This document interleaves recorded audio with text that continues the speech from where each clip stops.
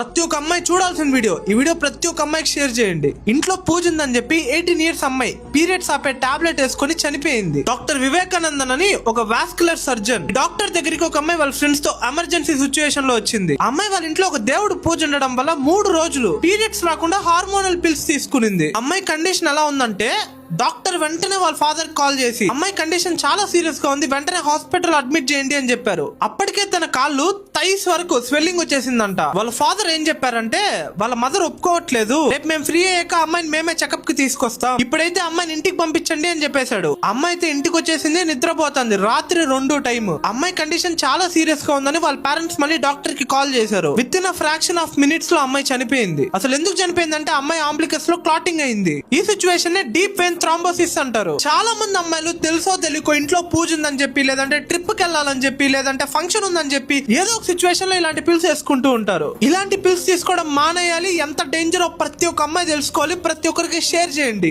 ఈ entire situation చూసాక మీకేమనిపించిందో ఖచ్చితంగా కామెంట్ చేయండి. ఇలాంటి నేషనల్ అండ్ ఇంటర్నేషనల్ ఇష్యూస్ ప్రపంచంలో ఎక్కడ జరిగినా మీకు అర్థమయ్యే భాషలో ఒక వీడియో రూపంలో మీ ముందర పెట్టేస్తా. అది పెట్టి పెట్టగానే మీ దాకా రావాలనుకుంటే కింద కనిపిస్తున్న ఫాలో బటన్ నొక్కి పెట్టేసుకోండి.